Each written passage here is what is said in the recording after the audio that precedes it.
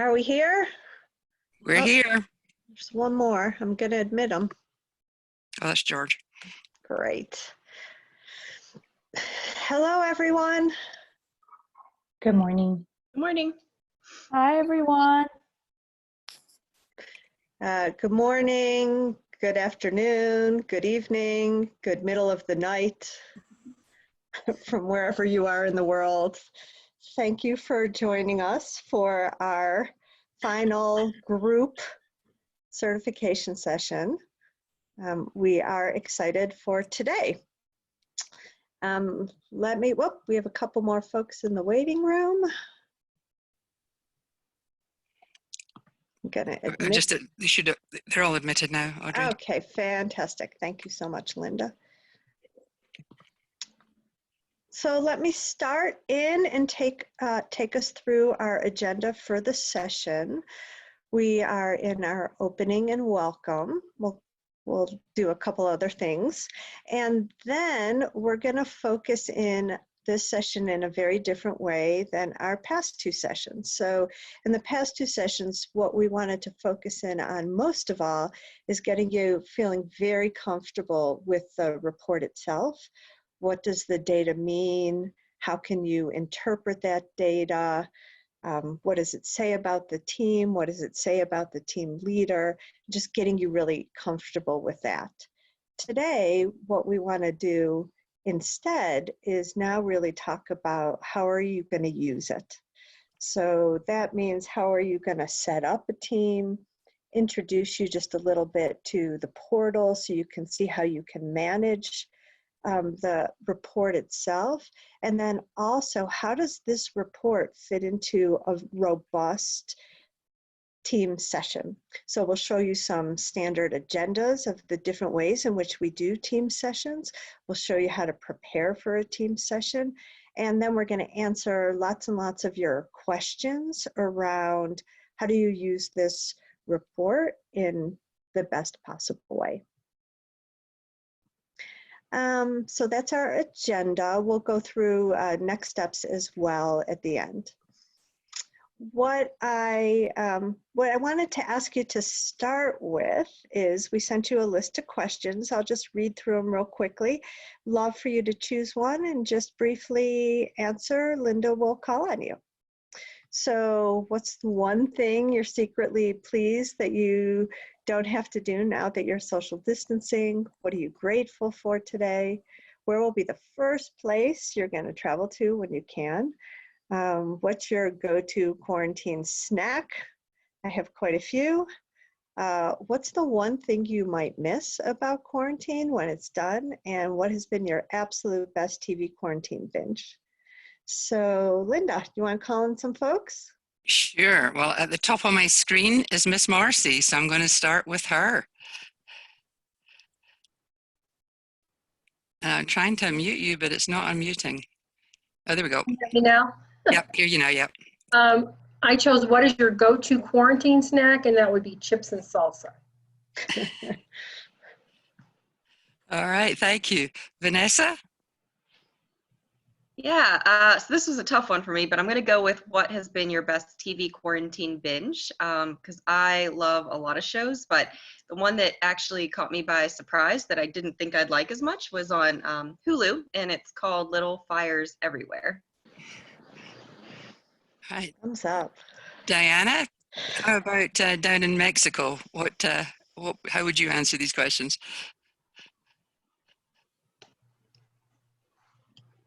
You should be on mute. No.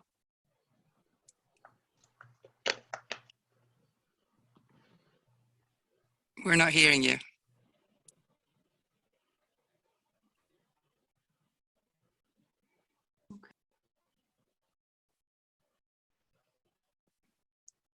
Nope.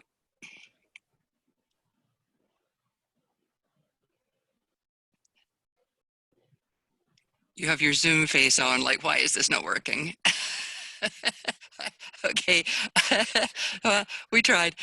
Mark, how about you? What I'm grateful for today is my health. Excellent, excellent. Anthony, how about you? What are you doing down in Australia? Yeah, hi. The question I would respond to is, where will be the first place you'll travel when you can? And for me, being based at the moment in Perth in Western Australia, I will travel back to Sydney, which is my hometown, where my three children, relatively grown-up children, are, and to visit them and also my friends there. So, yeah, I can't wait to go from west to east. All right, excellent, excellent. Hortensia, how about you?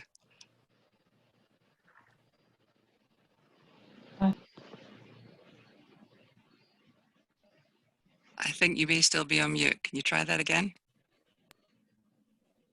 Yes, good morning. morning. Same as Mark. I'm grateful for my health and family's health too. All right, excellent, thank you. Lauren, how about you?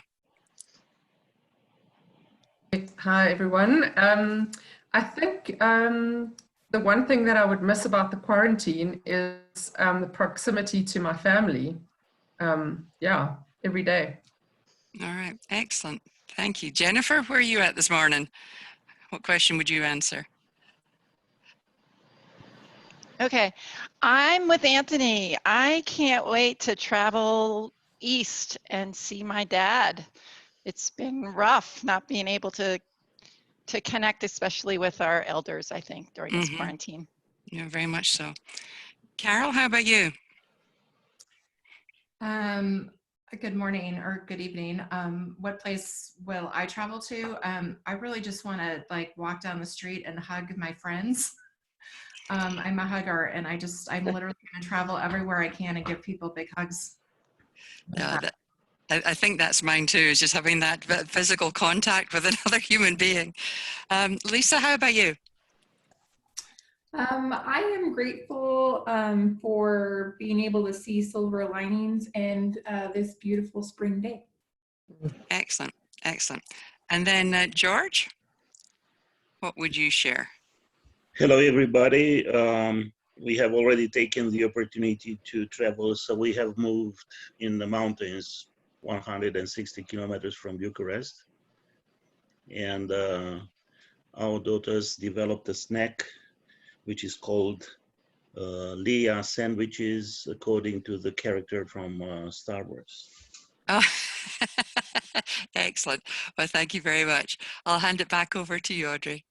By the way, Joe has not come into the meeting. My guess is his back is still creating problems for him. He had an MRI last week, and I know he was seeing an orthopedic surgeon this week, so I'm not sure the exact timing, but he is missing in action this morning. So I just wanted to let everyone know that. Great. Well, thanks for sharing. As I mentioned before, here's where we are in the certification process. We're at the back end of our 3 workshops. And once this is done, this really becomes one-on-one for each of you. We'll talk about it more at the end of today, but we'll make sure that you understand and are set up with the portal. And then we're going to support you through your first opportunity to actually use the tool in a session. And so we'll talk through how we'll get you set up for that, how we will get you prepared before you ever talk with the team leader or the team itself, and then how we'll do the debrief with you so that we can process what happened, what worked, what was challenging, and what you're gonna do next. We'll also show you today the site that we have set up for you with lots of tools and resources, and let you understand how we want to support you moving forward, and along with introducing you into this larger group where we have 48 other folks who are certified as well. With that, I am going to turn it over to Rebecca, who's going to start off the content for today by sharing what we've seen in some of our best practices in terms of how you set up your leader and your team for highest level of success and some of the standard agendas that we use. So Rebecca, I will turn it over to you.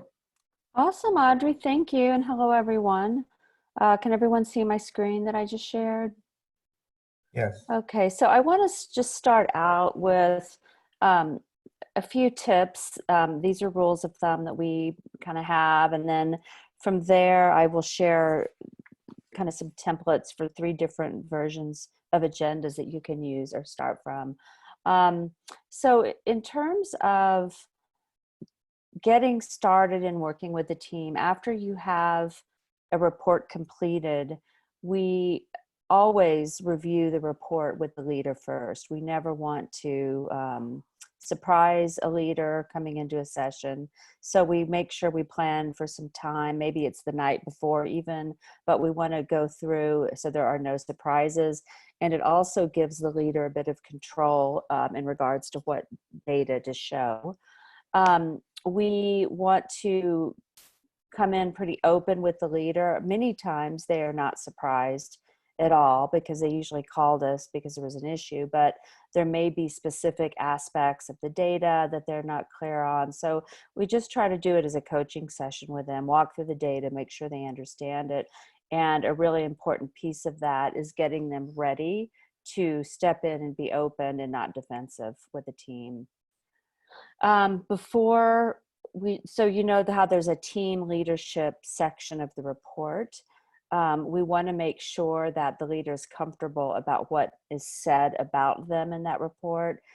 On rare occasions do we choose not to show that to the team, but we always want to make sure the team leader knows that that'll be shown and that they have the opportunity to respond, to kind of tell the team, this is what I heard, and I'm open to your feedback. We really just want to get them out of a defensive mode.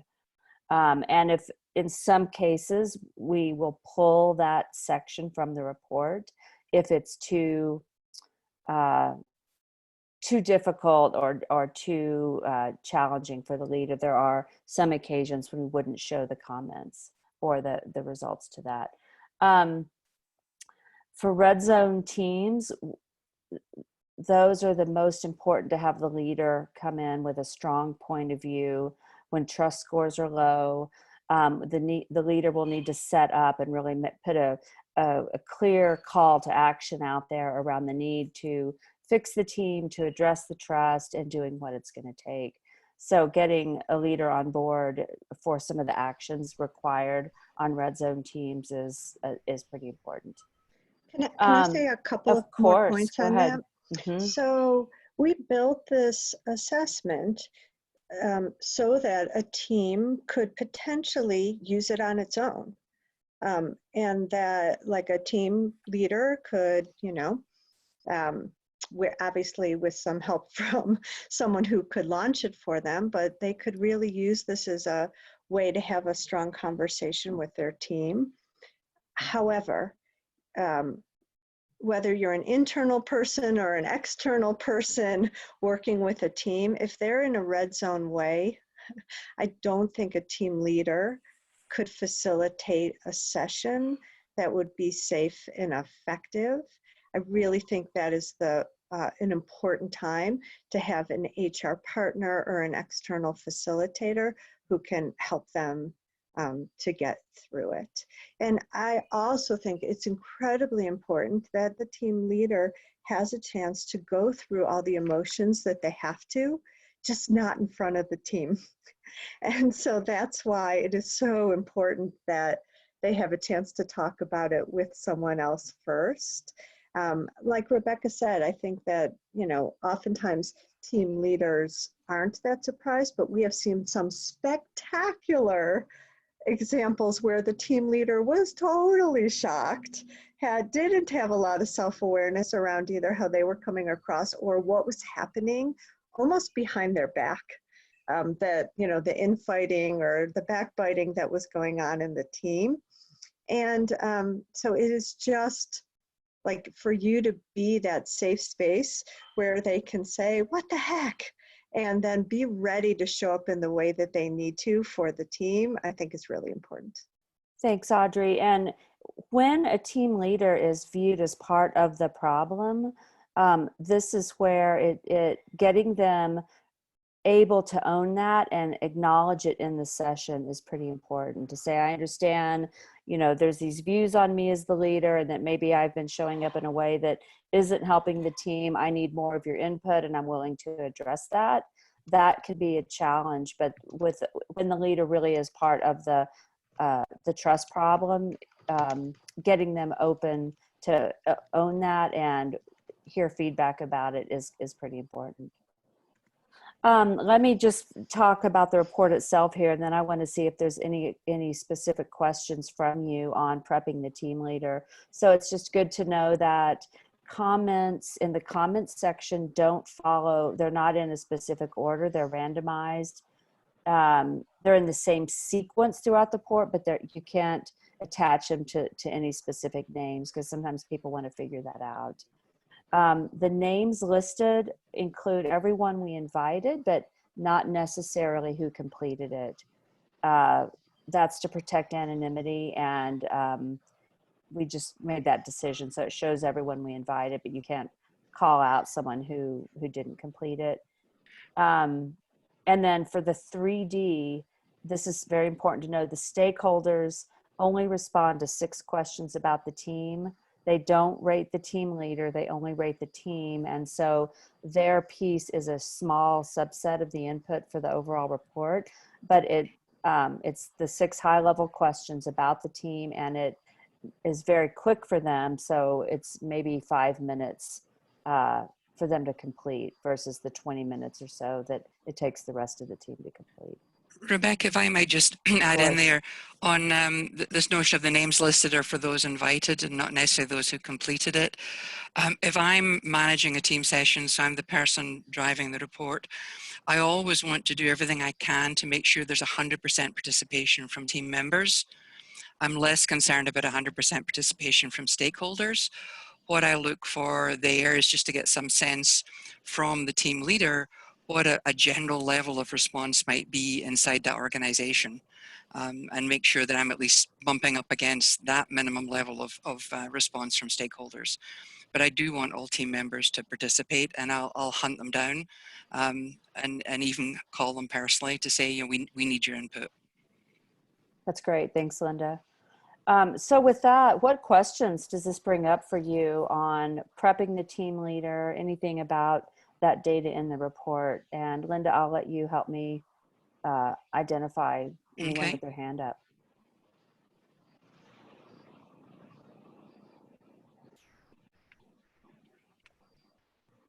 I'm not seeing any questions. Okay, we can come back to those if anything occurs to you as we go forward.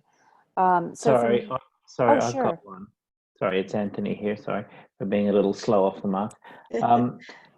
Just interested in the point you made around, like, there'd be occasions when you might not show the team leadership section to the team. Just maybe if you could expand on that a little more, because I'm thinking through, I'm trying to imagine what might be in it that you wouldn't share with the team.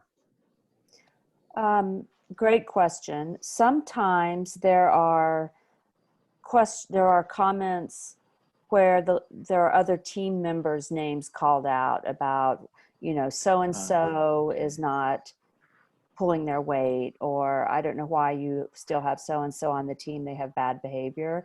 We do have the option to kind of manually go in and edit some of that out. Linda and Audrey, can you add in with other specifics you've seen where we've pulled it? But sure.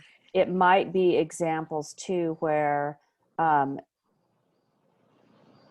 they're just not appropriate. They might be really emotionally charged, and the team leader just isn't comfortable. It's very rare, but we just like to give the team leader, who might be very sensitive about the feedback and about the data, it's just good to give them an option too, to not show it if they're just too uncomfortable with this idea of feedback. So there is that, and the and that I would add to that is if there's really strong critical feedback for the leader, where the leader has work they have to do, I might make the choice not to share that data. So it's not always the leader's choice not to share it, because I want for the team session to focus on what the team can action and what the team can do to move the team forward. And what I might do during the workshop session where the team is off building up their top 3 actions, I actually spend that time either before the session or during the session working with the team leader for the team leader to come up with their action plan that they're going to do based on the feedback that they've received. So the only reason for not sharing it from my perspective is I don't want for the team to get derailed. I'm sitting back and thinking, well, you know, unless he gets fixed, there's nothing we can do, which we know not to be true. Rebecca mentioned earlier in prep for the team leader, you want for the team leader to be able to demonstrate ownership of what they need to own. And that's the conversation I want the team leader to have with the team. And not necessarily for it to show up as, you know, this leader does a really bad job, for example, of holding people accountable, or this leader doesn't have a good understanding of how to manage their peer group. George, you have a question? So it's about these last issues you have mentioned about sharing or not some very critical attitude regarding the leader. I don't feel very comfortable with not sharing, and I will say you why. So if somebody said, there is at least one person within the group who knows that there is something which is covered. And from my experience with 360 degrees is that the trust between the facilitator and the team is the trust engine who is good for preparing what the team is going to do with the results. So I'm wondering how much will affect this trust created if we recommend not to share. I totally agree with you. And it is it's very rare that we wouldn't be able to show the data in its entirety. I think most people on most teams that we've seen do a professional job, right? They might have a candid comment, but it's not like someone is excuse my language, I mean, we have seen every once in a while someone has called someone else a bad name or something like that. We're going to white that out. But in terms of working with the leader to try to have the most transparency and to show their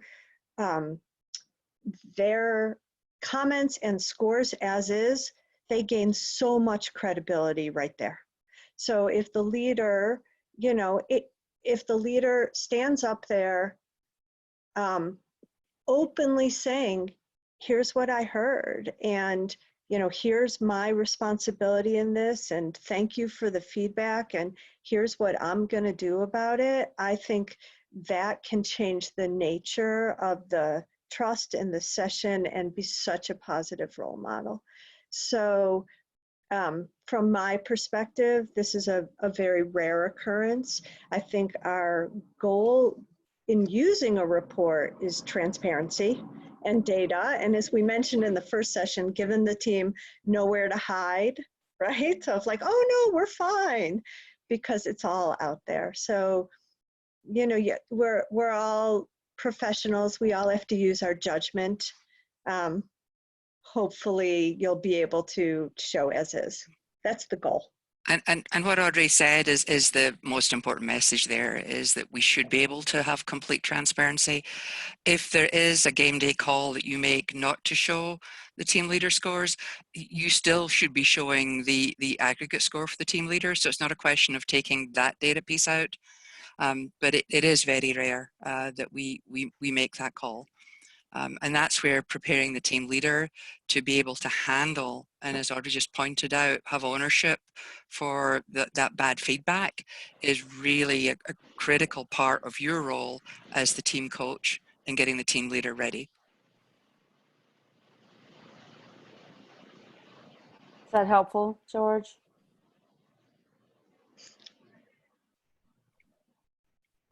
Okay, so I will move on now to the agendas. So we have chosen to walk you through 3 kind of templates that we use, and these are generally time determined.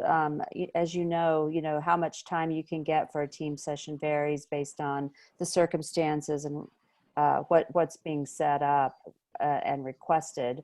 We love having a full day to do this work, but sometimes we only get a half a day, and sometimes we only get a couple hours to come in and do the debrief. We also will do custom sessions that are woven into a bigger agenda that a team may have. But these are all meant for you to modify and work with, but we did want to give you a starting point in regards to how we will typically set up these agendas. So I'm going to start with a standard 2-hour agenda. As you know, 2 hours goes by very fast with a team, and the way you can modify these times, but a good way to start with these is an opening where you just do a quick intro why you're here. We don't have time for any big icebreakers in this type of agenda, but we will do a quick walkthrough, the short version of walking through the 4 team zone model to make sure people understand the difference of team types. And then we'll try to spend about 45 minutes doing an in-depth review of the report by section. So we will share the report and walk through together what's in each section, what is each section intending to show, what does it mean, what does the data look like that people provided, and so get people comfortable with how to read the data and start to be able to interpret what it means. And then we will give people individual time to go through it, read the comment sections, reflect, and then come back together as a group to have a larger discussion about, what are your surprises? What does it mean? What does it tell us, etc. And really want to have good, robust discussion around that. And then wrap up with kind of next steps, which in this case, after a short 2-hour meeting, it would usually be around how are we going to come to, what next steps do we need to take after this meeting to identify opportunities to move on or to act on. Audrey and Linda, anything you would add about the 2-hour debrief? I think to keep it crisp at the 2-hour session, you have to really have done a good job in prepping the leader and how you want for them to show up, so that they don't take a lot of time to in any way defend, explain, in taking over the agenda. Keeping them crisp, I think, is an important part to manage this at a 2-hour level. So the next agenda is a half-day session, which we do. Hey, Rebecca, can I just ask you a question? Anthony. Yes.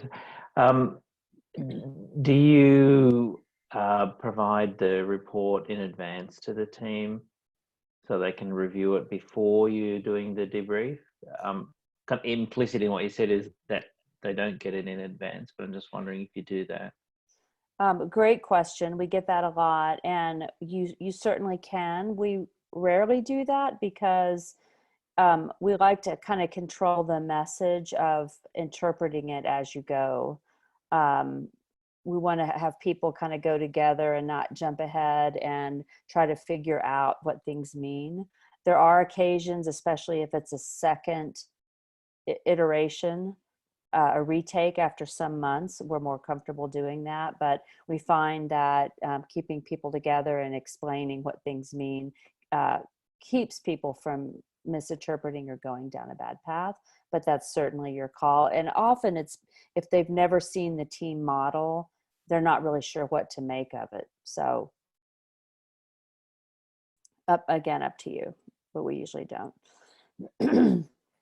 For the half-day session, we will start with a more, more robust opening where we do an icebreaker.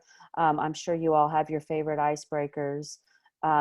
Those take a variety of forms, and we're happy to share some of those with you, but we do spend more time up front on the check-in. We also love to introduce the files concept here. And that's really helpful because we want people to start to think about what are my files on the team members here? What's my file on this team? We have some short little worksheets we'll have people do sometimes to really question what stories they're coming in with and what stories they'll need to let go of as they do the work. And that becomes even more important when you're in a maybe red zone or yellow zone situation, when there's trust problems, and often getting deeper into the trust issues we put pressure on people to let go of the files and the stories they tell about each other so they can get a fresh start with people. So we love to front load the session with the discussion on files. We will do a deeper dive on the 4 team zones model. We have activities around that sometimes where we, get people to think about when they've relate their own personal experiences back to the different team zones. Sometimes we do activities with it, but we will go into a bit more depth around the model itself. And then we will do more work. We'll spend more time in the walkthrough of the assessment. So again, we'll do an upfront walkthrough to where we just let people understand what's in the report, how to read it. Then we will hand out the report to the individuals and let them do their own analysis. We often give a form with some questions on it. And then we come back to do a robust group analysis with some discussion on what's really important. What did you see? What did you hear? What do you think the issues are? And then that sets up this next hour-long piece where we'll do either big group or small group action planning based on everyone's analysis. So the goal there is to leave the session with some actions, and usually that's in the form of what are the top 3 most important things we need to do right now. And it's always based on the data. Maybe it has to do with trust or communication or working differently with stakeholders, but the outcome of a half-day session is generally around having clear actions with next steps. One of the things that we always do in working with the leader ahead of time is help them to craft their opening. So we don't want this to be our session. We want this to be their session and the team session. And I think the way in which the leader opens up the session by talking about why they're doing this, what they hope to get out of this, how they hope people are going to show up, what's important about this to him or her and the team and the organization, really sets the tone for the day. And so we help people to, we ask them prior, like, what would you say and how would you frame it? And do you want to practice? And do you need some help thinking through key points? And what do you think the team needs to hear from you and see from you up front? I think all of us have learned this through some, and I'm sure you've all seen this, some tough lessons learned where like you can't want it more than the leader wants it. And it becomes really clear to the team if, they're not really the one who wants this session. So within the opening, I think that's critically important. It's a great ad, Audrey. Thank you. I have a question. When would you do, a 2-hour session over a half-day session? The 2-hour session doesn't seem like you would be able to go through. I'm sure there's going to be a lot of questions. When would you do a 2-hour session over a half day? To me, only when that's all that the team can do right now, with the understanding that you have to do more. So I think about this Zoom world that we're now living in, and it might be that you have to do a full day team session in 2-hour chunks because people can't like mentally handle a full day Zoom team session right now. And so to me, it's more of a first step versus a final. For those of you who are external support, external facilitators like Trispective, sometimes that's all the client's prepared to give you. as a first pass. And so it really is just a question of making best use of what you have available. I do think when you're internal to the organization, it's a little easier to not offer up the 2-hour session and start at least with a half day. Carol, you raised your hand? Yeah, I just have a question that, again, given our current virtual environments, just in terms of getting the information out to everyone, it feels like it's something you'd email out like 5 minutes before your session starts, right? To your point, Rebecca, about wanting to control the pace and the conversation and so forth. I don't think I'd want to send it out to anybody the night before. Any other thoughts on that? Yes, and in a virtual situation, absolutely. Or you could even do the walkthrough and then send it to people's emails as well. But JIT, just in time, kind of handling of that is really good. Okay. The other thing I'll say about the 2-hour session is that that is a good amount when you're doing a retake. So it's a redo, maybe again to gauge progress 6 months in or 4 months in. 2 hours is often good for that because the team will be familiar with the model and maybe they've already been working through an action plan. It's generally, as Linda and Audrey said, it's not our starting point, but sometimes that's all we can get for whatever reason. It's not ideal, but we've done it. Okay, the last one I'll share with you here is the full day session, which is, in our view, ideal if we can get this time, because we can really go do a bigger picture view and connect dots and do some work that's going to have a lasting impact with the team. So in the same way, we'll do an opening where the team leader sets up the day, and we'll do an icebreaker or individual check-in. We'll do the files piece, as I said, but then we love to do our favorite personality assessment here before we jump into the assessment, the team report.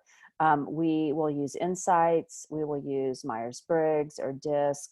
I know you have your favorites. Sometimes we will use whatever the client prefers, but it gets people tying it to the model and the teamwork and this whole idea that relationships are such a big part of high performance teams. It's a great way to start connecting dots back around what are the stories we tell on each other, what are these underlying challenges in how we interact and relate that might be impacting our trust or our ability to have good conversations. So the emphasis here is way more on the peer-to-peer impact of personality assessment, less so than knowing yourself. Most people know their types or know themselves at this point in life, but they may not fully appreciate or understand how their personality preferences impact the people on the team. And it gives them a chance to start thinking about how they would modify how they show up or their behaviors to meet each other halfway. So having an hour and a half before we introduce the model is a big component of what we would add to the full day session. Then we do, again, similarly here is the half day. We introduce the model, we walk through the report, do some action planning, and then the other new piece that we do add to this is some specific work on team norms. This is, no matter what color zone the team falls into, it's great to have team norms as a way to make expectations clear across the team about specific behaviors. The types of things that usually come out of team norms would be 3 to 5, maybe 7 statements around agreements that you want to see from each other that you would hold your team members accountable to. Things like, we agree that we won't go to the boss if there's an issue before we talk to each other, or we agree to always assume positive intent, or we agree to be candid and make sure we have the real conversation in the room instead of after the meeting. We have more detail on team norms and how to use them. Linda will show you where that you can find that in the files you have access to. But that is usually a very important outcome of a full day agenda. So Linda and Audrey, anything you would Yeah. add before we open this up to questions? I think you can see that what we're trying to do in a full day when we have the chance is really work on rapport building and sharing of yourself, connection and authenticity before we dig in and have a really tough team conversation about trust or accountability or candor, things that are difficult. And what we've found is that, you know, if we do a good team building activity up front, and then we ask people to really reflect on the files they're bringing in and what they might let go of in terms of their files on each other or the team, and then let them talk about themselves in terms of their strengths and how they like to show up at work, and, you know, have a little bit of fun and looking at how personality preferences impact the team, it really loosens them up and lets them relax enough and build enough trust in the room that they can have that real conversation about the team. I just think if you have the opportunity to do that, it makes the team discussion more real, more transparent, in a more quick way. The other thing, we'll talk more about this at the end, but we are going to make some small videos available to you guys on, like, just showing you how we would do the overview of the model, how we would talk about files, how we would do team norms, just so you can see just a little bit more color commentary on what we're showing in this agenda. George, you had a question? Yes, thank you. I just wanted to understand something. I'm in a kind of dilemma about when you approach teams, you approach team because you're looking for the dynamic of the team. And whenever you are looking for individualities within that team, it might affect the way the team is evolving. And I'm in that period of, I'm not very sure. I've listened to what Audrey said, and it makes a lot of sense to me. I'm using a profile called Emergenetics. You may know it. Sure. And I trust in the fact that variety, the diversity is helping the development of the team. On the other hand, there are voices who are saying that whenever you want to approach a team, and these are especially team coaches without using a tool or something, they're saying you are talking with the team.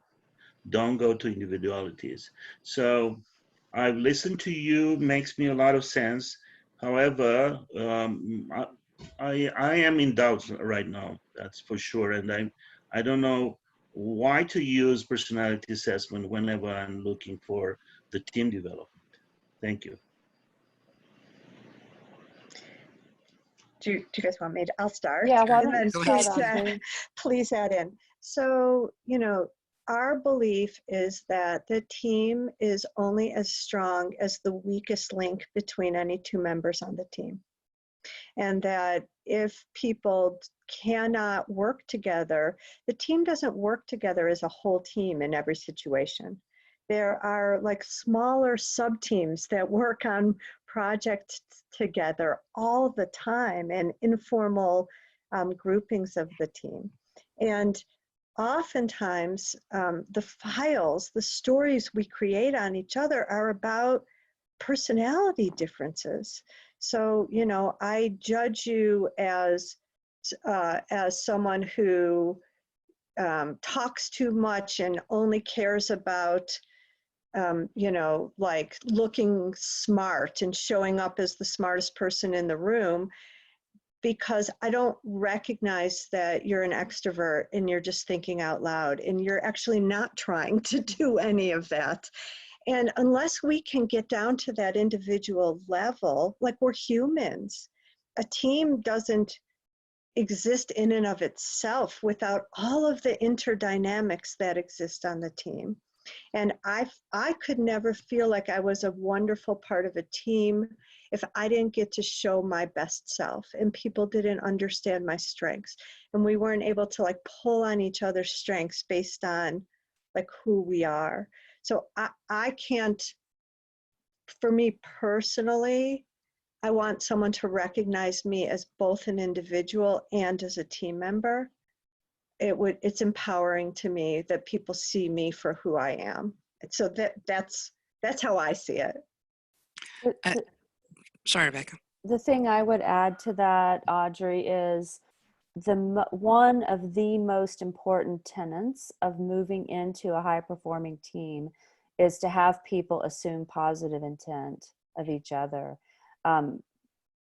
Once people misinterpret motives and behaviors in a negative way, they will spiral into the destructive files on each other. And these personality assessments are, for us, one of the most impactful ways we've found at getting people to understand this concept of assuming positive intent. Go ahead, Linda. No, I was just going to say that what I find in teams that are struggling, and I loved what Audrey said, because we absolutely, it's a basic tenet for us, is that a team is only as strong as the weakest relationship between two members. In going into a personality assessment review, I often see team members have an awakening moment to understand that someone's behavior comes from their preferences, not because they're just trying to be irritating and piss me off. And that can be that breakthrough moment between those two members on the team. So it also affords an opportunity for some real authenticity and discussion around where diversity can be a strength for the team versus where diversity, in fact, can cause a team to fall apart because it creates conflict coming out of these personal preferences. Carol, could I put you on the spot? So Carol is one, well, why don't you just share a little bit about your work with Insights, and then maybe you could add in on how you see the interplay between personality preference and teamwork. Yeah, so I'm a distributor for Insights Discovery, and I have been for many years, and so use it with a lot of teams. And I agree with everything that you just said. I think one of the biggest aha moments that people have is exactly, I think it was Linda that just said it, that an individual is truly not trying to frustrate you or ruin your day or or piss you off in some other way. They just have a completely different way to look at the world. And so there's a lot of, I just find that one of the biggest values is just, and people kind of intuitively know this, but they're not thinking about it, is to remind them that, you know, how we view the world comes from our perception, and our perception has to do with, you know, how we were raised in the environment that we were raised in and so forth. And just reminding people that we can't go back and change any of that. Right. So we were all raised in these different environments. We're thrown together in the workplace, and then we're set, you know, somebody says, go figure it out. And so the personality tool just gives them a method or a way or a language to communicate their similarities and their differences, and to have a really rich conversation. So I totally agree with what you're saying. Then from that, you develop some trust, and you start to realize that you're not just trying to aggravate the other person. You just truly have a very different perception of the world.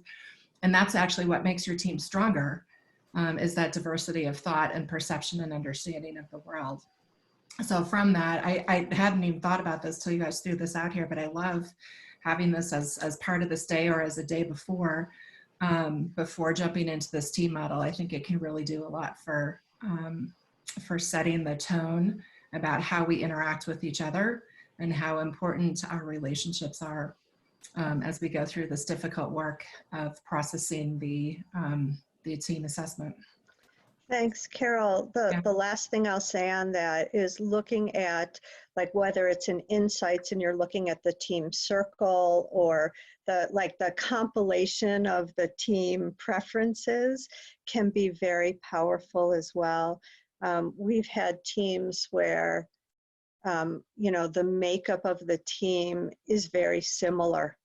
And they can see, oh my goodness, like none of us likes this part of like influencing and public speaking and selling our brand. We all like doing the work itself and getting nitty gritty in the details. What's that going to mean for us in terms of our team? Or the team might look and say, wow, we have such wonderful diversity. Like if we use this well, we're unstoppable. If we don't, we're going to absolutely make each other crazy. So like, what are we going to do to make sure that we actually appreciate the different strengths that exist on the team? So you can really start in the team conversation in a way that I just think feels easier than digging into the data right up front. George, I'm grateful for that challenge and that question. Anyone else have concerns or challenges on how you would, or how your clients would see these pieces fitting together in an agenda?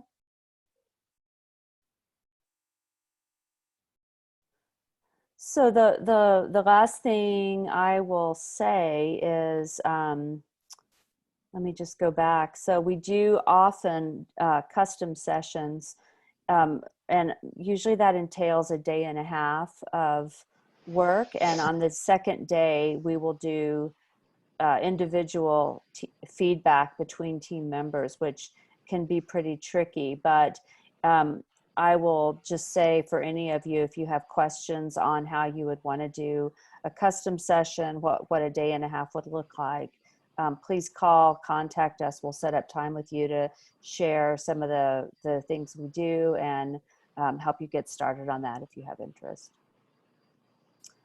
From there, before I turn it over to Linda, just wanted to see if there were any final questions on the agendas, and then I'm going to let Linda show you where you can access all the materials to get started. And welcome, Joe. Yeah. Hey, Joe. Hey, thanks. I had a doctor's appointment that ran a little long, so FYI, got my back checked out. So we have a plan.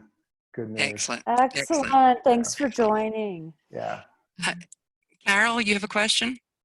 Yeah, so after you do a half day, full day session, how much time do you usually allow before you would come back again and regroup everybody and kind of check in? How much time do you usually let pass? For like a retake of the agenda, of the report? Yeah, well, just to kind of, I mean, I would say like going through this whole day and like, okay, we've put action plans in place, and now at some point, 90 days out, or at what point do we come back and regroup to check in and see how we're doing? It's typically around once a quarter. Teams will get together. It's not often that you would see someone want to do it before then. We do recommend a report retake around 6 months. Okay. Some people will do a report retake at a year. It just depends on how quickly they're moving and how big the issues were that they're working on. The other thing that we do is obviously we do a follow-up debrief with the manager to make sure that they are clear on the actions, and sometimes, I'd say usually, there's actually work that the team integrates into their meetings and into their interactions even before we do a more reflective and full check-in a quarter later. So when we work on team norms, we don't just work on coming up with the norms, we also have to work on a way of making them real. So, are you going to do a norms check-in at the beginning or the end of each meeting? Are you going to do some peer-to-peer recognition? Are you going to have some kind of red, yellow, green where you're going to talk about norms, once a month? Oftentimes, some of the team actions are things like, we need to change the meeting structure. I cannot believe how many team meetings suck. Like, this is a very common team occurrence that we hear, is that people are just bored out of their minds with their team meetings. So, you know, oftentimes like a action is, we're going to change this. We're going to do like live problem solving. We're going to do some innovation work, whatever. So it's not that they're not working on the actions. It's just that after a quarter, it's a really good time to do a more formal check-in. Okay. Let's move along and take a look at a lot of the things that Rebecca's talked about. You might be wondering, where do you find that information, or how do you access it? And so I did want to take some time just to walk through the information that will be in the files. So this morning you will receive something that looked like this. I will tell you, if anything made me old, it was finding out that this link didn't work. I spent 20 minutes in a blind panic this morning on chat with Dropbox to get a link out there that is not locked. And so the link that I'm about to share, the link that I shared with you this morning, will take you to a file that looks very much like this. And I just wanted to walk through through that file. So it should take you to this level, which is around new certifications, April 2020. And there's a number of items in here, and I'll just take a few moments to step through each of them. Within the April 2020 file, there are there's the files for each of the 3 sessions. So the resources that we've provided for you, the pre-work, the slides themselves are all in there, and the participant contact information from this session. The file that's probably of most interest to you is the post-session materials. And in here you will find a wealth of information. Under the assessment setup, you might want to take some time to look at this video that once you've gone through the portal setup and you're like, you've gone through it once with someone holding your hand. If you're not clear how to do it, or if you've forgotten something, then information is in this video. There are the emails, the templates that you would send out to participants, or that would allow the leader to be able to customize those for their own teams. Again, step-by-step information on portal instructions as you set those up. The process itself, just stepping through these and the information that is there to allow you to see just each of the steps that we would suggest you follow. And I would strongly recommend that before you launch your first Team Zone assessment, you go through this particular step-by-step process.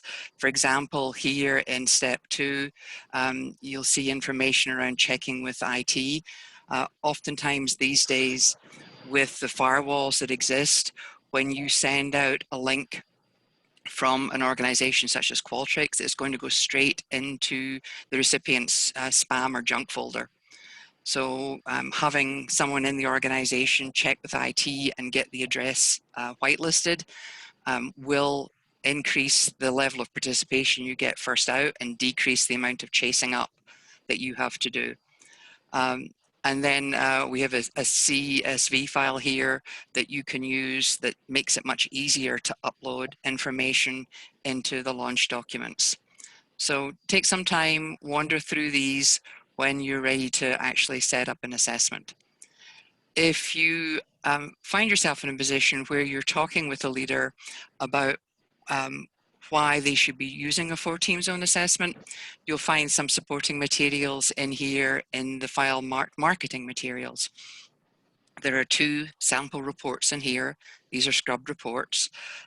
There's information here about the 4 Team Zone assessment. So it's a small marketing piece that we have that can be a handy leave behind or a talking piece when you go in and talk with people about why they would want to do a 4 Team Zone assessment. And then there are some images here that we've created again, just to help you use the information that we provided to you to customize in a way that is comfortable for you. The presentations are in here. This is the standard model overview. We've also included supplemental slides on team norms, stakeholder mapping, and files. And our intent is that by Wednesday of next week, we have 3 small videos to go with the norms, stakeholder mapping, and files piece. And we will be producing another video that talks to the model overview. So you have those to refer to if you need a refresher, or in some cases, because we haven't talked about stakeholder mapping, it's one of the modules that you can go and check out and see whether it was something you would want to use in your session. And then the tools folder has a lot of information in here. The agendas that Rebecca just stepped through. What I will tell you is these agendas were certainly developed in a pre-COVID world. And we're in the process now. We have a number of our clients who have said, regardless of the fact that they're now all sheltering in place and work is being done remotely, the team issues that existed that required a team session in the first place either still exist or have become exacerbated in the current environment. And so we're in the process right now, the 3 of us, of essentially rebuilding how we deliver team sessions in this virtual environment. I have a 1.5-day session that I'm going to be responsible for delivering in May. So as we pull together those agendas and pull together the content, we'll make that available to you in this file. So if you have a need to work similarly in doing something while people are working remotely. Rebecca mentioned you may have some of your favorite icebreakers. Just in case you don't, we have a few squizillion in there for you to access and take a look at. We've developed a game here around who won the gold. I won't go into detail on it, but it is an opportunity early on for teams to experience what it means to work in a toxic environment and what it is to work in a green zone, unstoppable environment. It's very high energy, takes probably about 45 minutes to run through, but it is a really great opener to introduce people to the concepts that they're going to be covering during the session on the model itself.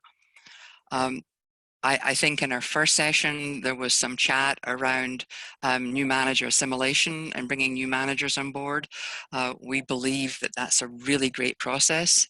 If you have a team that is either struggling or a team that's working well together, accelerating the rate at which the new leader can come into the team is a really important step that any team can take. And so we've included in here the assimilation process that we use in our practice. The 4 team zone assessment questions that make up the assessment itself, the 4 team zone checklists that we referred to in our first session. And then we have 2 other worksheets here. The first is around when we have a full day session, we generally end the session by asking individual team members what they will personally take responsibility for in order to move the team into the green zone. It's also a great place to go back and do checkups from. In terms of the last time we met, here are the commitments that were made by each member of this team. How are we doing? It provides a solid foundation from which to build feedback sessions that may come after the meeting itself. And then as we go into the Journey to Unstoppable worksheet, this is the worksheet that we use when we send teams into those breakout sessions, giving them an opportunity, just a template for them to step through as they review the data from the assessments. And then there are some FAQs that you might just find helpful. Again, if you're going into this for the first time, we've compiled a set of questions that we've heard a lot and heard often from our clients that we thought might be good just to provide you with those answers. And then also in this folder are the two brief videos that I put together on debriefing the Yellow Team Zone assessment, which was the first assessment that we did in the first session. So those are the materials that you'll find behind that link. Any questions as I powered through that you might have about those materials? Are we good? Can you hear me? Yes, Are you going to, so you're going to be adding to the Dropbox as time goes on, different things that you want to add to it? Yes, certainly. And when we do that, we'll communicate to you that there's refreshed content in the folder. So there's no need to save any of this anywhere else. We should always be able to access the Dropbox. You should, but you can also, through this process, if you wanted to, you could also just download anything onto your own computer. Because after this session's over, you have the right to use those materials in whatever way you would want. Okay, thank you. Any other questions? Okay.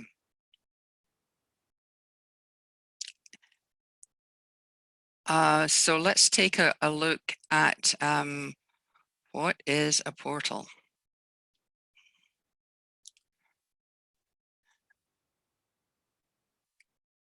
So that I had fun looking for that. Like, what is a portal? It took me to that sci-fi place that my kids love to go to. As you enter this arena, I'm sure it will feel like another world as you step into this. The portal and the purpose of the certification is to give you the ability as a super admin to manage the assessments in exactly the same way as we do with our clients. So you'll have an opportunity through the portal to manage and differentiate between teams and clients.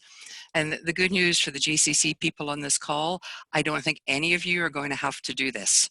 I would imagine that Lisa, you might be using this more quickly than others. So I would want for you to know after this session, we'll be introducing you to Nancy Yates, who is our super admin in managing the assessments, and she will help step through this with you as you go through this. But the portal gives you the ability to differentiate between teams and clients, so you don't have to have all of the assessments in one folder.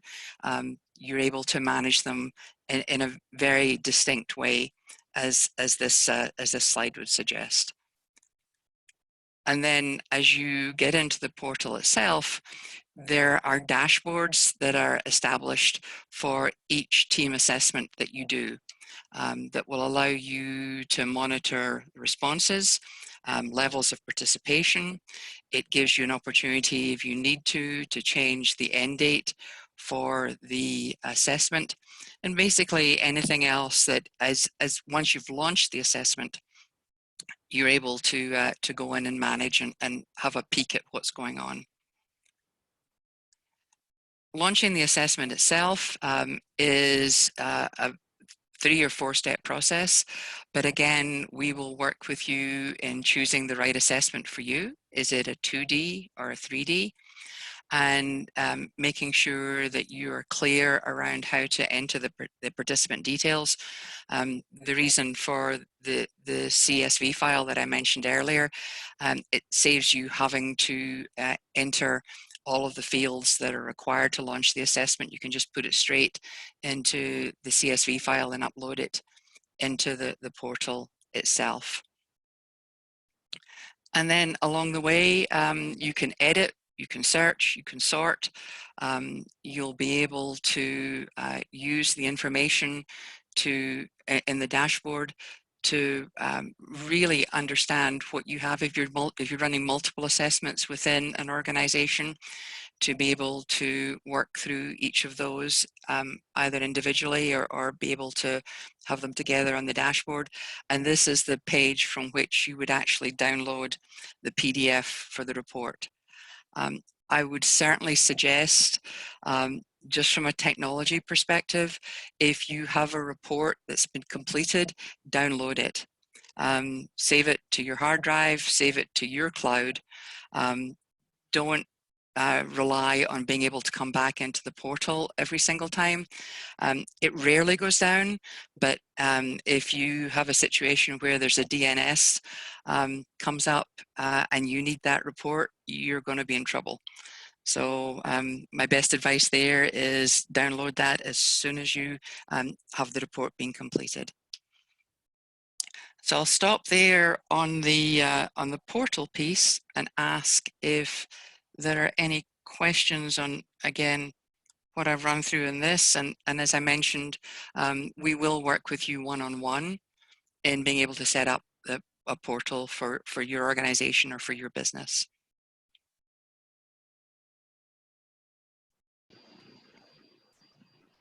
Melissa? So once we set up a team in the portal and we launch it, will we be able to go back in and see who specifically hasn't completed it so we can chase those people down rather than sending a generic email to the whole group? Yes, absolutely. And what we have built into the system is we do have automatic reminders set in there. So once their email is in there and the assessment is launched, there's 2 other automatic follow-ups that go out from the system if someone has not completed the assessment. But in the event that you need to go in and do some personal chasing up, that's going to be available to you. Again, I would say, I won't say 9 times out of 10, but more likely than not, the person I'm chasing up is the team lead. It's like, hey, dude, everyone on the team has completed the assessment, kind of sort of can't do this without you. So knowing that and being able to reach out personally, you can certainly do that from the portal.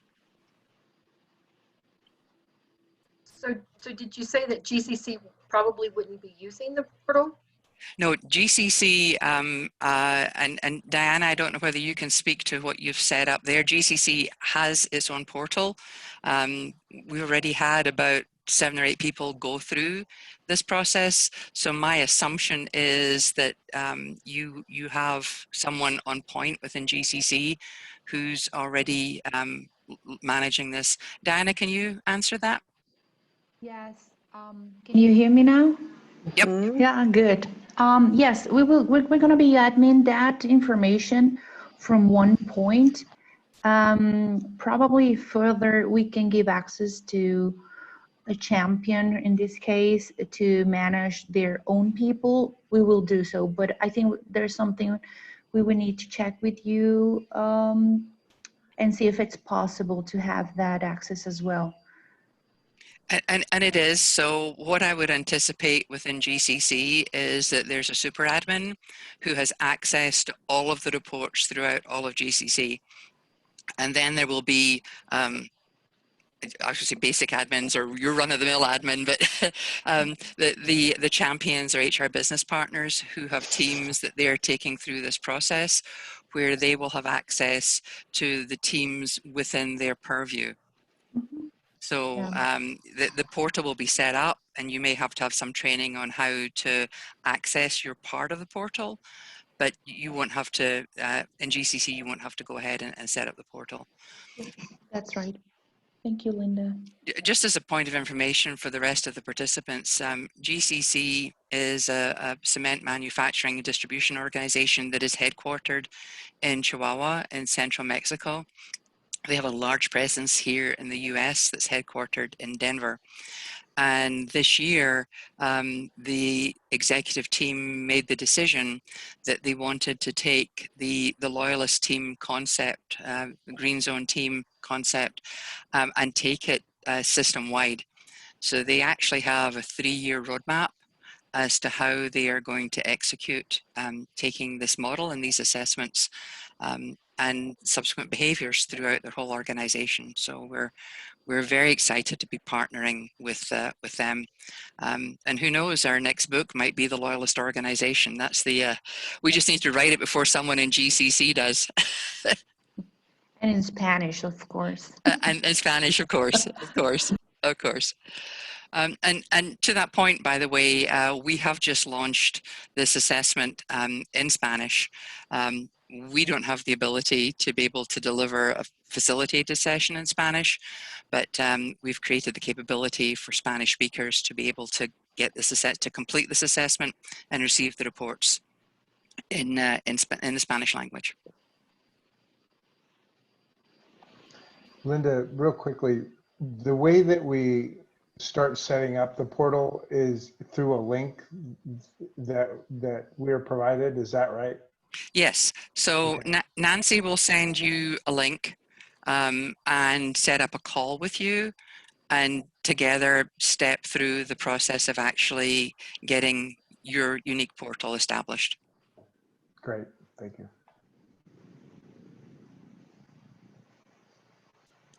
Any other questions on this? And I know a lot of it right now just seems very theoretical or maybe even very ethereal. But once we finish today, please know that you're not going to be on your own in trying to remember this or figure this out. Our absolute goal is to have you be successful in setting up this portal and being able to utilize this tool in your practices.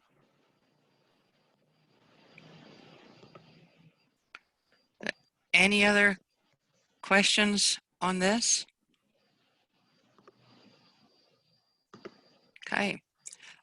So we're going to move on to the Q&A piece. I'll take this picture down in like 2 seconds. So we have ability to see everyone on the screen.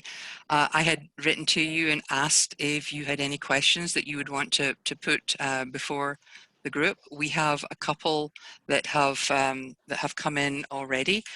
So I'll start with those to kick things off.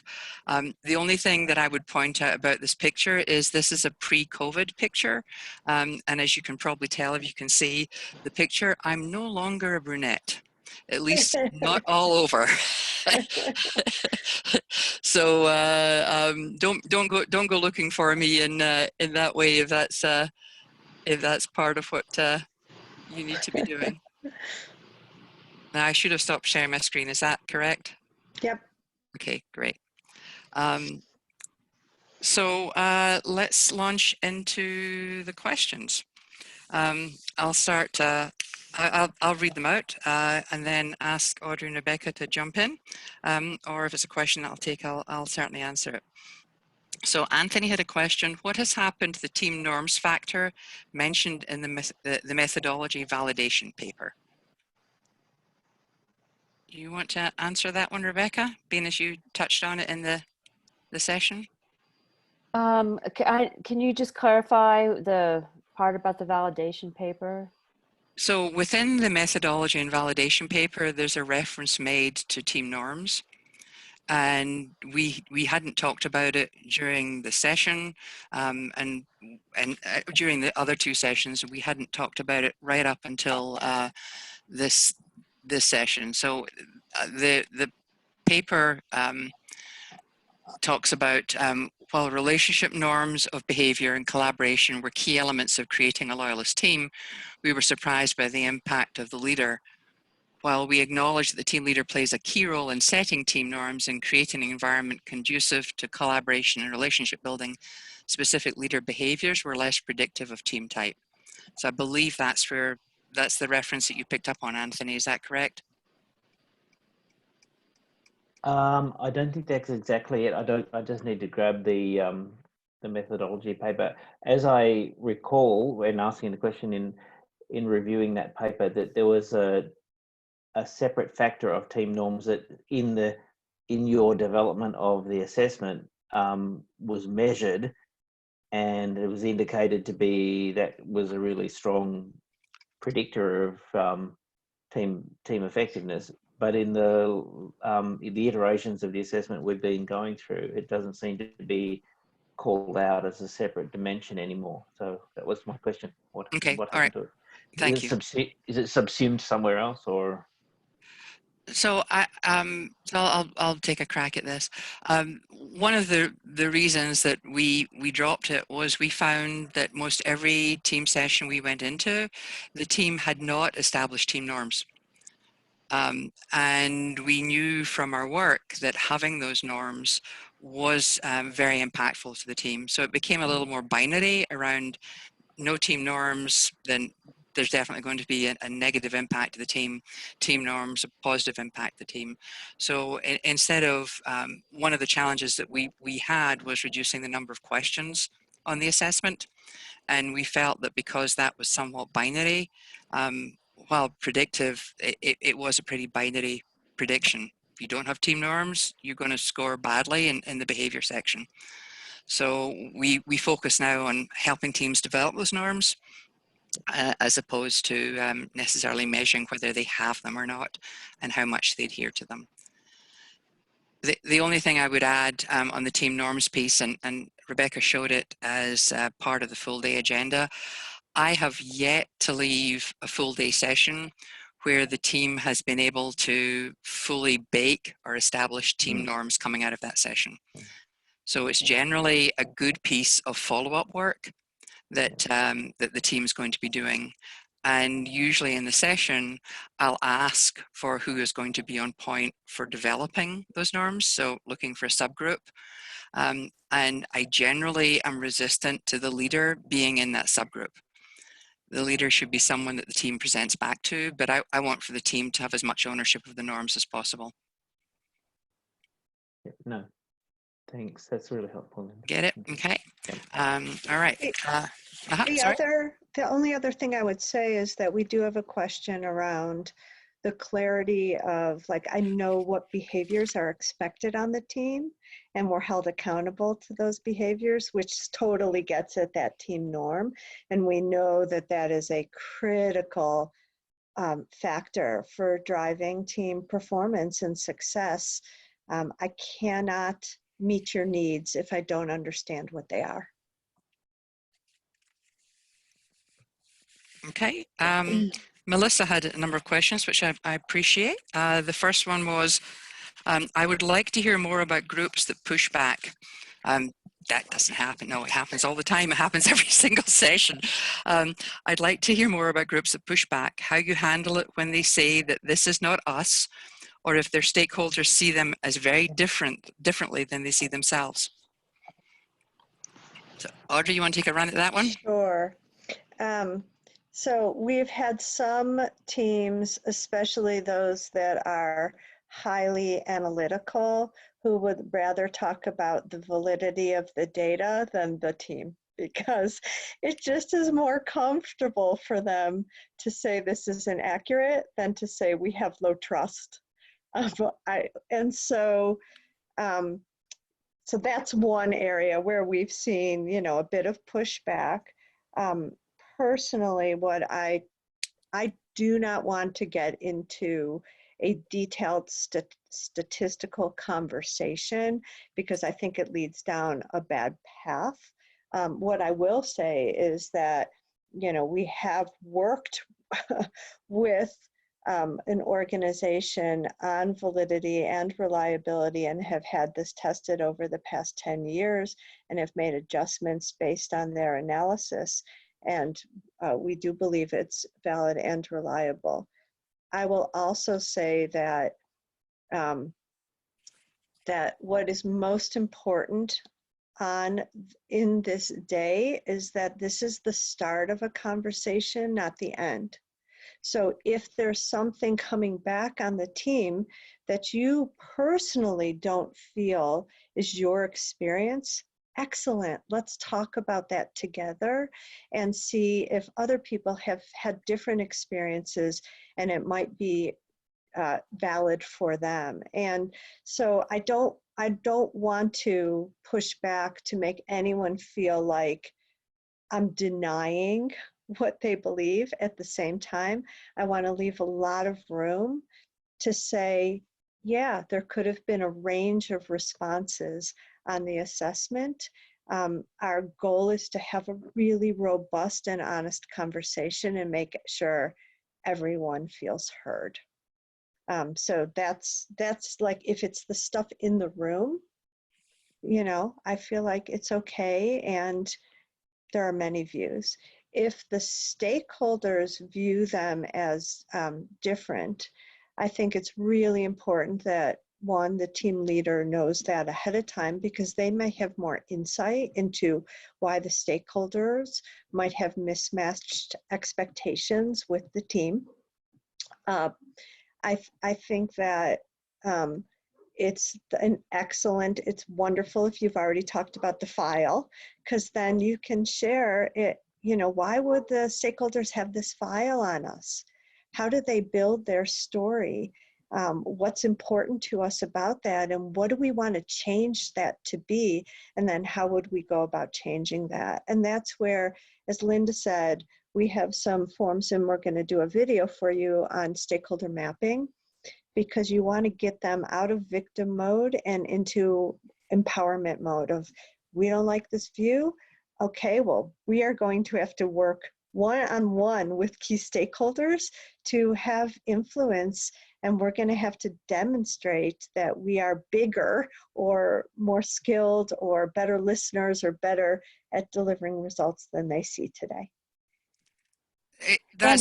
Sorry, Rebecca. I was just going to say, and if it's pushback about the model and about what makes teams, you know, different between great teams and not great teams, we welcome those. We love those. We love to engage people in those intellectual challenges about their experience. It just, that's what we do. And we love that type of work, when people really want to understand and have questions about, well, what about this or that and different tenants. So that part is just typical. Linda, what were you going to add? I was going to say, you usually find pushback, if you are going to find it, where teams have really not done well in the assessment, in terms of they're showing up as a toxic team or a siloed team, when they actually think they're doing really well. And that's where preparation with the leader plays a critical role, because you need the leader to be able to speak up and say, you know, that's not, you know, to talk to the validity of the feedback that's in the assessment, and to help the team get out of victim mode and hear the views. That I think the toughest feedback I had, or the toughest pushback I had, was a session that I actually ran with Rebecca, with one of our larger clients, where there was one particular score, or one particular area where the team scored very badly, that the team leader didn't like. And so he started going around the room and asking people how they had scored that particular area. It was like, whoa, time out, we're not doing this. Hang on a second. I turned to Rebecca and I said, Rebecca, is that your score? Because I know it's not my score. And really getting the team back on track. So mostly, the team leader is going to be your partner in helping keep the team focused if the feedback is difficult. But also remember, the reason we developed this assessment is because we found, if we were only doing it through interviews, teams were pulling back. And generally, while there may be some resistance to specific aspects of the assessment, most people are relieved, if they're in a bad team situation, to know that they are not alone, and that's how their colleagues also see the team. So Melissa, I will come back to your question. Sorry, I saw it was just to me. I'll come back to that. So the another question that we had was from Carol. Hey, Linda. Sorry. Before you move on from that, one thing that we share a lot with clients is this thing called the enemies of learning. And it's a most common list. It was put out by some of the folks from the Center for Authentic Leadership and Newfield Network, Julio Alayo and Jan Smith. And it's kind of like the most common things that, you know, people have that get in their way of learning. And if we're anticipating running into something like what Melissa is sharing, what we do is we pass this out at the very beginning and say, okay, so everybody, before we get started, let's just go ahead and circle the one that kind of gets in your way. And I'll tell you what mine is. Mine is number 3 or something. You know, I have one, and mine's actually whatever, I can't remember the number, but we actually hand that out. And then when we get pushback like that, and then we just do some coaching in the moment, and we just say, hey, so let's go back to that enemies of learning, and let's see if we're actually in that right now. And then people read through their list, they look at their question, and they kind of go, you know, you caught me.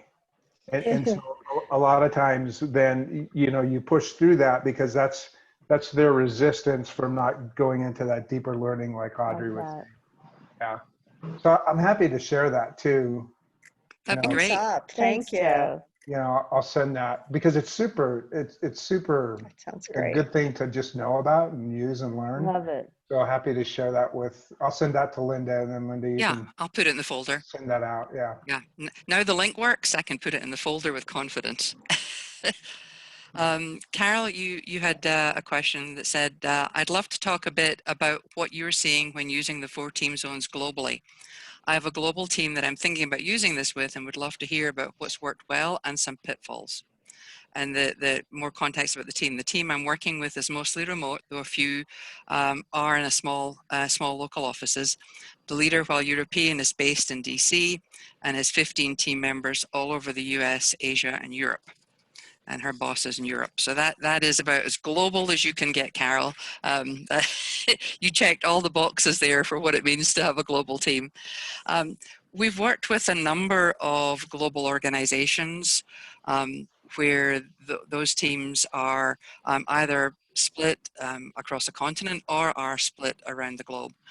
And one of the issues that we came up against in managing through this process was, as we mentioned in the, and I think you missed this from the first session, was in the labels that we were using.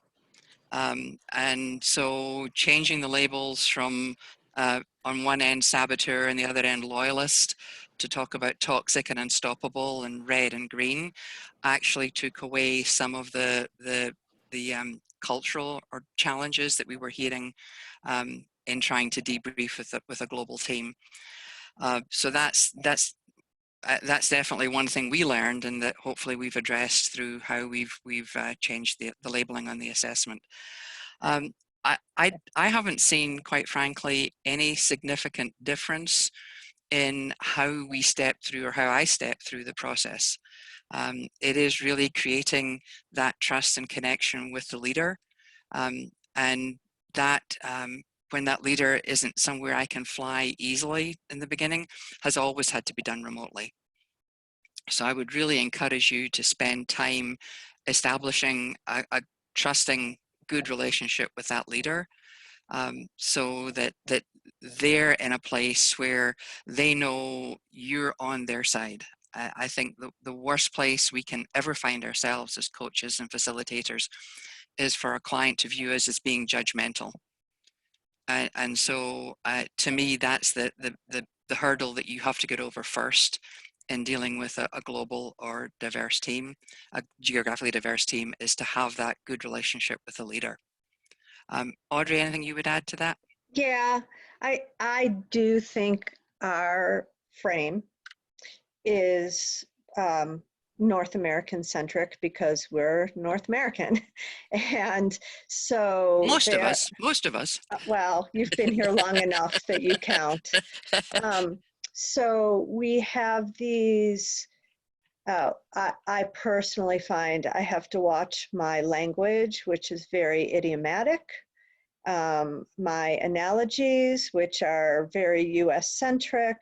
I feel like even things like I have this strong belief in candor and that we should give live feedback. And it's not going to feel the same or have the same manifestation in every country around the world. Like cultural differences are real. So I think it's something we've all tried to study ourselves to understand as much as we can. It's certainly something we talk to the leader about. I think with a global team, I would be much more likely to do interviews, individual interviews ahead of the time so that I can understand both if there are language limitations of folks, right? How, like if we're doing this in English, how comfortable are people going to be? And then to understand, like, what's it going to be like speaking up? Is someone going to disagree with their leader in the room? Or is that going to be culturally unacceptable to do so? You know, how much has the team worked on cultural issues prior to this? Like maybe they've already talked about this and have done a lot of work within the company to talk about it. You know, in the old pre-COVID world, I would do this big push to like once a year, could we get the team face to face? Is it financially possible at all? Because I know what happens when we can see each other and we get to connect and go out for dinner and do an activity. In this world, you know, we probably aren't going to have that piece. So you need to have good global cultural knowledge and practices on top of trying to talk about the team. It can be, you know, it can be a bit more challenging from that standpoint. Audrey mentioned language challenges. That's something I think is critical to be aware of, where you're, as a native-born English speaker, you're delivering a session in English, and the people who are participating have English as a second language. And I've encountered this at GCC more than anywhere else. And what we've done is Diana and I have come together really as collaborators.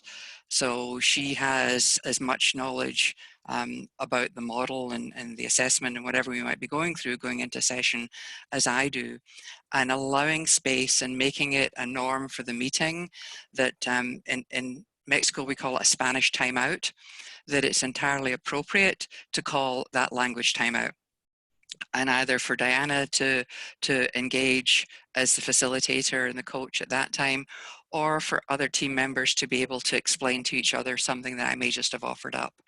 So I think allowing time for that it is important. It causes my sessions in Mexico to generally be longer. So just as a practical tip, just being aware that when you are delivering a session where participants have English as a second language, you are going to have to modify your agenda and the timing on it. Anything else on that one? Thank you. That was super helpful. Okay, great. So Melissa, you had a question that said, how often do you recommend the groups reevaluate to see themselves to see if they're making progress? I think Rebecca touched on this already. We generally would redo the assessment at 6 months, but that's not to say you don't have check-ins along the way on the action plans that the team developed coming out of that first session.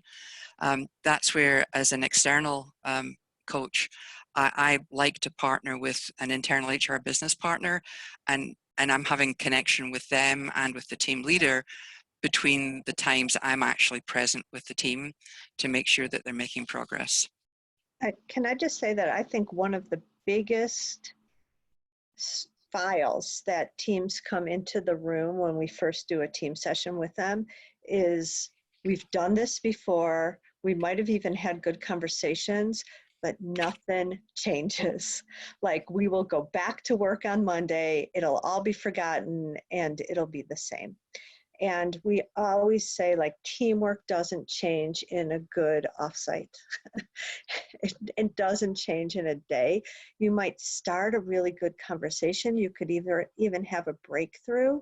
But I think it is our jobs to help the leaders and the teams ensure that the real work of changing the team happens in what you do every day, how you lead your meetings, how you have your interactions, how you problem solve together. And so, man, the follow-up is important. Like, it's it's everything in terms of change. One thing we have you'll see in the materials is just a quick indicator, red, yellow, green, around the team norms that teams can use monthly or at any, group meeting that they have. Just a quick check-in. What are we doing best on? Where do we still need work? Because it's the point of having the check-in is the what shifts behavior more than the team session or the offsite itself. So in recognition of English as a second language, George has been sending me questions in chat. So I'm going to assume my George persona for a moment and put the questions out there, George. If I misstate them, please jump in and correct me. So I'm being true to your intent. If that's good with you, are we good? Excellent. So the first question was, is the model basically like a continuity? And I would say, if I understand your question, it is basically a spectrum where teams move through that spectrum from red to green. But dependent on what's happening within the team environment, teams can slip back and forward between the different zones. The question that you didn't ask, but we often get is how often or how quickly can a team really start to get traction and make progress. And I would say toxic teams, red zone teams I have worked with who really engage in doing the work over a 6-month period, and that means frequent check-ins, whether they're managed by me or managed by an HR business partner. A team can move from red to yellow in 6 months. And that takes a lot of work and a lot of focus on what's happening within the team. For teams to get to green, and teams that that I have worked with who have achieved that, who started off in red, can take years and can take a lot of changes at times with people who are actually on the team. So I can think of one experience when I worked with a red zone team that was able to transition to a green zone team. It took them at least 3, if not 4 years to get there, and they did it with the same team members. I haven't seen a team make that transition other than that one team with the same team members. Audrey, Rebecca, anything you'd toss in there? Just if you allow me, please. If I understood correctly, from red to green zone, did the team move to one area to another, or it's not necessary? Because, for example, other tools are presenting things in a continuity. If you want to move to red to green, you definitely need to move to orange and then to yellow. And what I've learned from reading the book is that you may work, if you are in an orange zone, to move to green zone, don't consider the yellow. So just make efforts. You're correct. Yes. I mean, the team that I referenced that moved from red to yellow in 6 months didn't go through the orange. It blew through it, basically, if you're thinking there was a progress there. That's one of the reasons why we think, because one of the other questions George had was, can we share 3 things that differentiate the 4 team zones from other types of assessments? One of the biggest differentiators is that the assessment allows you to customize a development plan that is unique to that team. We don't come in with a view that says one size fits all. Here's our binder to how you become a perfect team. We like to know where the team is at, meet them at their point of need, and then develop a unique development plan for that team. And I think that's a differentiator than a number of other assessments that are out there. I also think other assessments look at organizations in aggregate and then slice and dice down to the team level. And other assessments are individually based that you can then aggregate up to the team level. This is one of the few assessments out there that provides a 360 on the team as it stands. Rebecca and Audrey, anything you would add to that? Okay. So three things there. And if you wanted to talk specifically about other team assessments, I'd be happy to do that offline, because I don't want to come across as dissing other companies' assessments that are out there. But I'd be remiss if I didn't say we think ours is the best. And that was why we developed it, because we saw a hole in the market for that work. What if the answers have confirmation bias? So the team is self-reporting, and there may well be some confirmation bias in there. That's one of the reasons we like to do a 3D instead of a 2D, because it holds up a mirror to the team around what someone outside of the team thinks.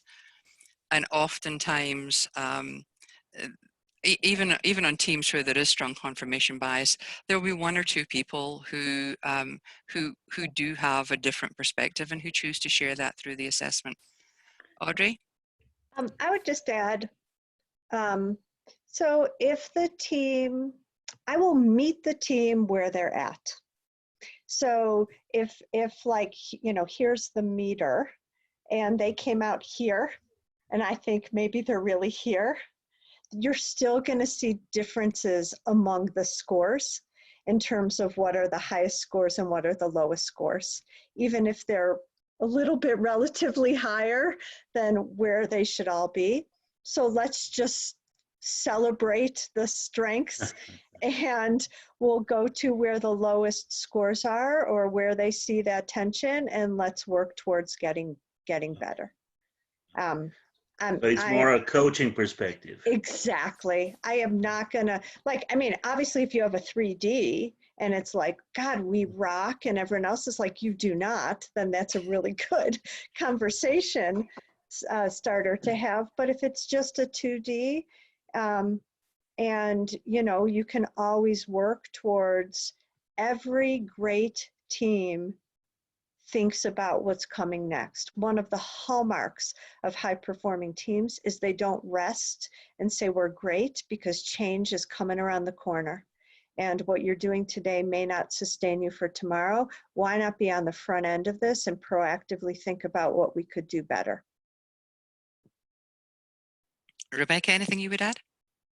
Yeah, just to build on that a little, it's a conversation starter. It's not about the absolute numerical gradations. It's about, here's where we are, here's what we can do better, here's where we're great, we don't need to worry about that. And the value comes in raising awareness and engaging the team in that conversation and getting the various points of view on the table.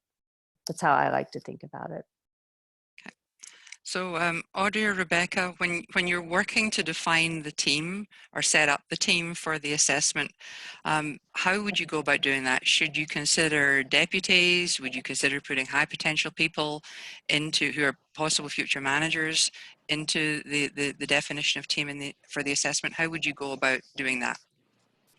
It's typically an intact team, but often will include dotted line people into that team, because so it's rare that you have a team that doesn't include some matrix inputs. Where it gets much tougher is when you're trying to use it through layers in an organization, because there are specific questions about a team leader.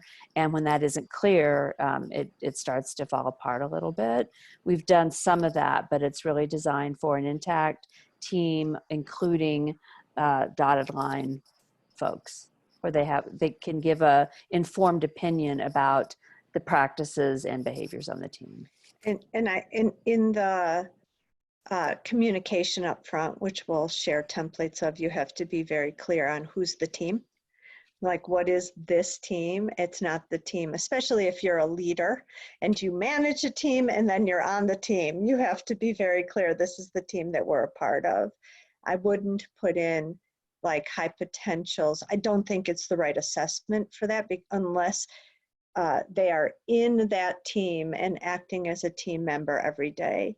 But again, we find in many teams, the finance person, the HR business partner, they are full team members.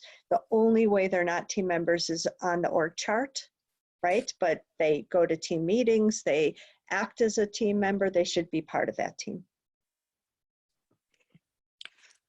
Melissa asked, and maybe you can kick this off, Audrey, how often you need to look at your team norms and readjust?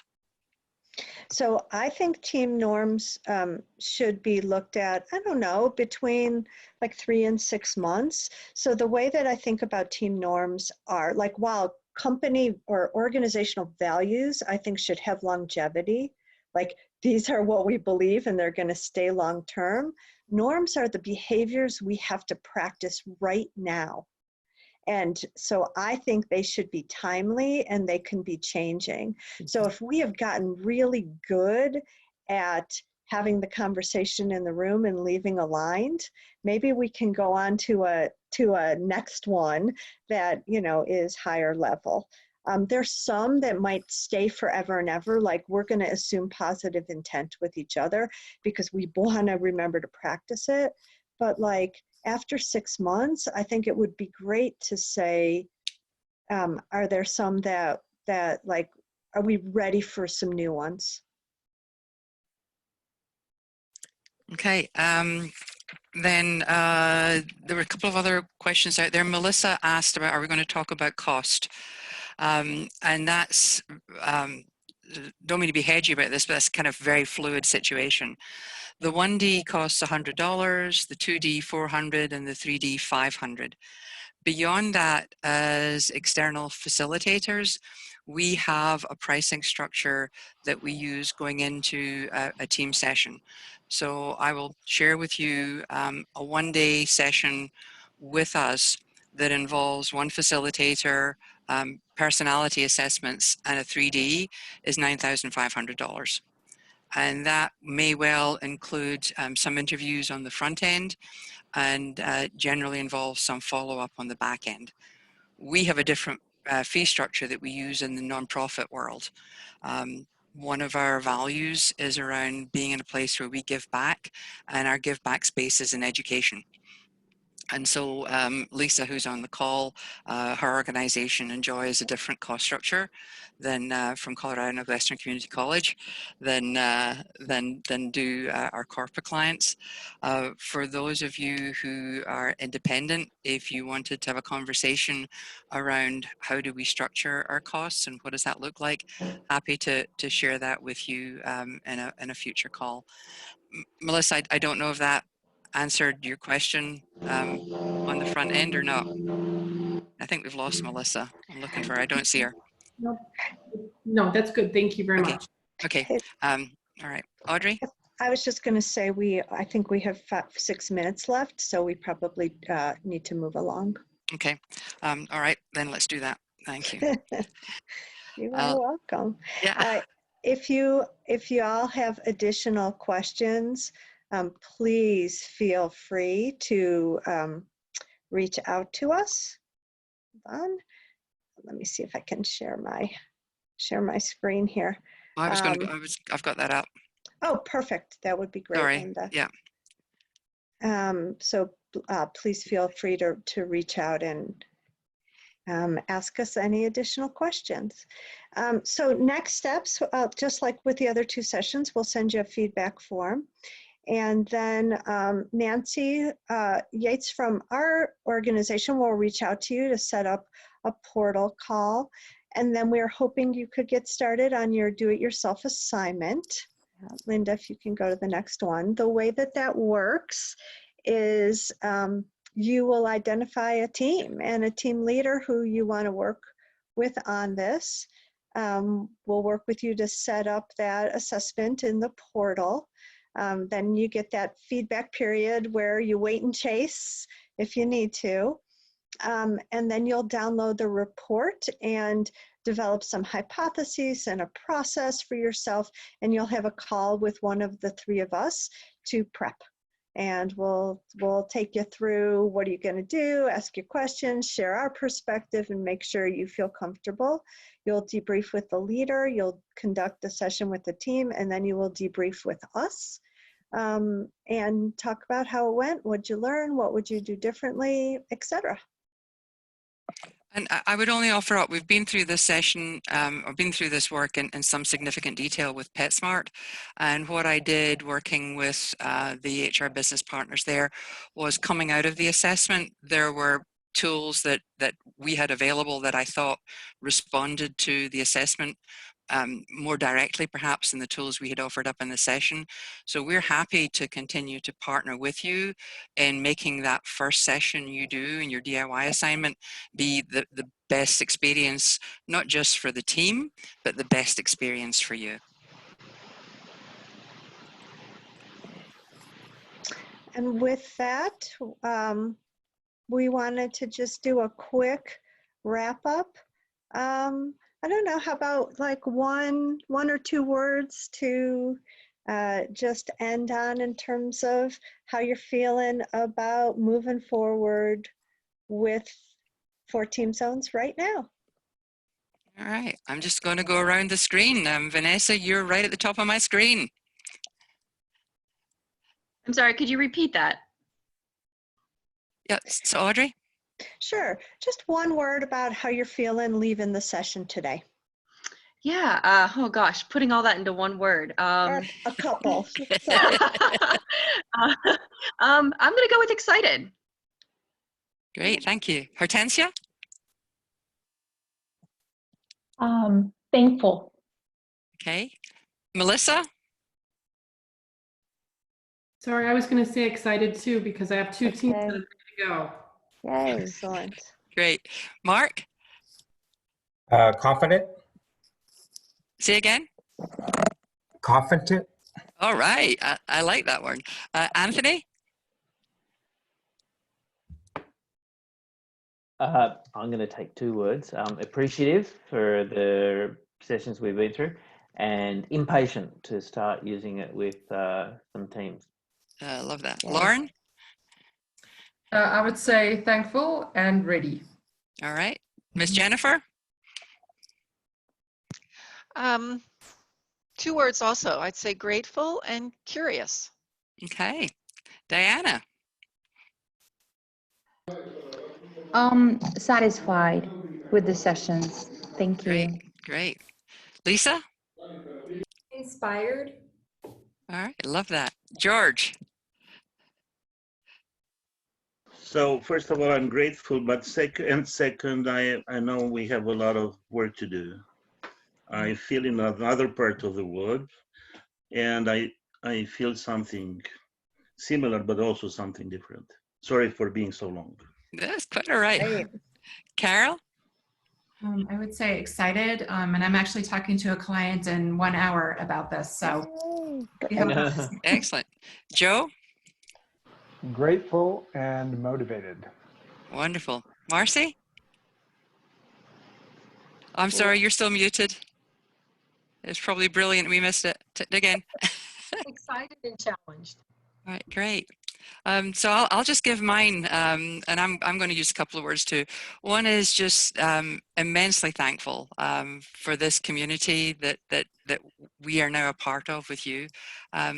You've really touched me, made me even more excited about my work than I've been before. So thank you for that. Rebecca? And my 2 are gratitude and more gratitude. So it's just been inspiring and a pleasure. So thanks to all of you, and especially the tired folks who've been at the end. They're at the end of a long day. So thanks. And from me, like, thanks also for all that you've shared with us. I think I said this at the very beginning. We have a model built on abundance, not scarcity. We love to do good work with partners. We love having a new, larger group of partners. I hope we all get to work together on things and can share with each other.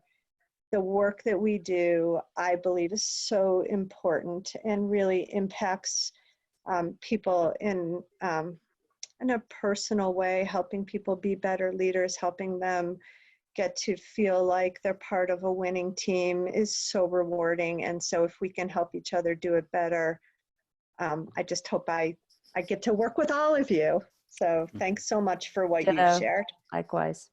Stay safe, stay strong, and we will hopefully cross paths in the not too distant future. Y'all take care. Stay in touch. Bye-bye. Bye. Bye. Bye.